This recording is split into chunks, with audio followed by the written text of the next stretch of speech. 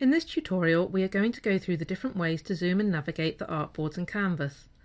As with a lot of things in Illustrator, there are a number of different methods you can use to achieve the same result, so it's just a case of deciding which one you feel most comfortable with or which is the most appropriate at the time.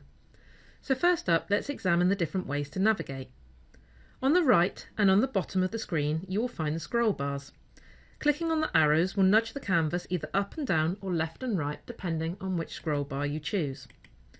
You can also click and drag the scroll bar node, which is a little bit quicker. If you have a wheel on your mouse, this mimics the actions of the vertical scroll bar. Personally, I find the scroll bar a bit clunky and is my least favourite and therefore least used method of navigating, which leads me nicely onto my favourite method of navigating, the hand tool. The hand tool resides in the tool panel. If you click on it, you will notice that your mouse icon turns into a little white hand. Whilst the hand tool is active, if you click and drag anywhere in the canvas, you can adjust the current view as required. Okay, I'm just going to select another tool to deactivate the hand tool. The hand tool can also be activated by using the keyboard shortcut H. So I'll just click on another tool again to deactivate it, so I can show you the final and what I feel is the easiest and most efficient way to use the hand tool, the spacebar. Holding down the spacebar activates the hand tool at any time regardless of what other tool you have selected or are currently using. Whilst the spacebar is held down, you can drag the canvas into any position.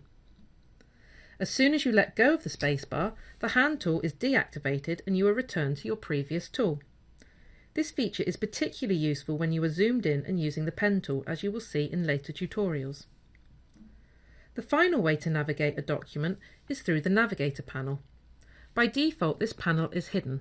To open it, go to the Window menu and then select Navigator. To use the Navigator, click in the preview area and drag the red rectangle. You can see that the canvas focus moves around as you do this.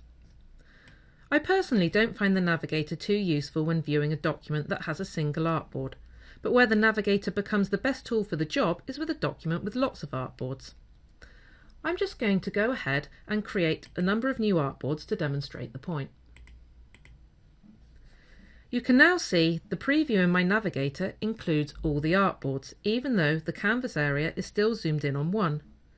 I can now move the Navigator around to navigate to any artboard quickly and easily without having to adjust the zoom or my canvas or do a lot of dragging with the hand tool. You can also use the Navigator panel to zoom in and out, either by typing in an exact zoom or by using the slider.